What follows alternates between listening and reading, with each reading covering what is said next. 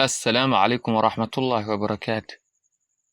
intiin horay iila socotay waxaan horay u soo gudbiyey muuqaal aan inkugu sheegay in aan inla wadaagi doono 10 qodob oo kaa dhigaya mid nolosha ku guuleysta. Haddii aadan mawduucaas aadan weli daawan, waxaan kugu reebi doonaa description-ka ama sanduuqa tilmaamaha.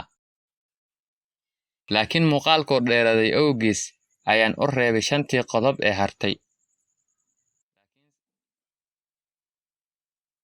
laakiinse maanta ayaan inla wadaagi doonaa 5 qodob insha Allah. Qof walba oo dunidan dacalkeeda saaran wuxuu jecel yahay in uu guuleysta. Haddii aad qodobadan dabaqdid, waxaan rajaynayaa in aad ku guuleysan doonto xaqiijinta hadafkaada iyo in aad noqoto qofka aad ku haminaysid.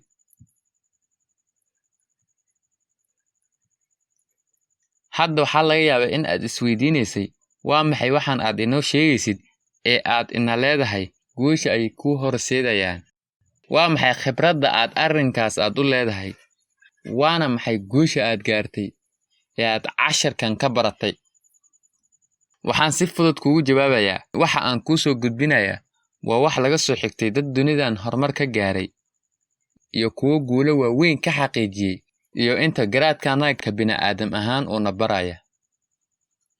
Intaanan horay u sii gelin muuqaalka, ha ilaawin inaad subscribe saartid kanaalka iyo inaad muuqaalka la wadaagtid asxaabtaada, like-tana aadan ka ilaawin. Taa waxay inagu dhiirigelinaysaa in aan soo gudbino muuqaalo badan oo garaadkaada wax ku dara, kordhiyana keedka aqoontaada. Qodobka 6,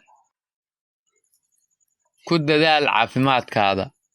Caafimaadkaanaga waa shay aad iyo aad u muhiim ah. Haddaba isku day in aad ilaashatid caafimaadkaada. Ka fogow wax kasta oo wax u dhimi kara caafimaadkaada, sida cabista mukhaadaraadka, sida sigaarka, qaadka, xashiishka iyo wixii la mid ah. Caafimaadku waa shay aad qaali u ah. Isku day inaad samaysid wax kasta oo caafimaadkaada wanaajin kara, sida joogtaynta sportiska, jimicsiga iyo wixii la mid ah. Qodobka 7, ha sugin waqtiga habboon. Waxaa laga yaabaa inaad niyeysan tahay qabashada hawl laakiin aad weli sugaysa waqtiga ku habboonaa iyo duruufihii ku habboonaa iyo meeshii ku habbooneed. Haddaba waxaa ogaataa ma jiraan wax la dhaha waqtiga habboon. Noloshan ma jiraan duruufo ayaga iskood iskaga hagaagaya. Saa daraaddeed, ka dhiga waqtigaada aad hadda joogta midkii ugu habboonaa oo ku dhaqaaq waxaad niyeysan tahay in aad qabata. Hana sugin waqtiga habboon, meesha habboon iyo duruufaha habboon.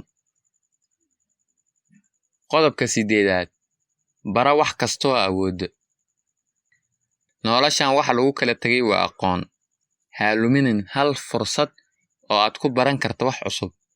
Bara wax kastoo awoodid in aad baratid oo ka mid ah aqoonta. Kana faa'iidaysa fursad kasta oo aad wax ku baran karta. Qodobka 9, saaxiibkaada. Marar badan baad maqashay murtiye tilmaamaya sida saaxiibka uu saameeyo noloshaada. Carabtu waxay dhahdaa as-saaxibu saaxib. Nabigana sallallahu alayhi wasallam wuxuu yiri al-mar'u ala diini khaliilih falyanzur al-mar'u mimman yukhallil. Qofku wuxuu ku diin yahay saaxiibkii ee qofkiin ha iska fiiriya qofka uu saaxiibka ka yeelanaya, ayuu leeyahay nabiga sallallahu alayhi wasallam. Haddaba ogow ciddaad saaxiibka ka yeelinaysid. Waa muhiim inaad saaxiib leedahay, laakiin waxaa ka sii muhiimsan in aad taqaano qofka kan ee aad saaxiibka ka dhigatay. Ma qof wax kugu kordhin karaa?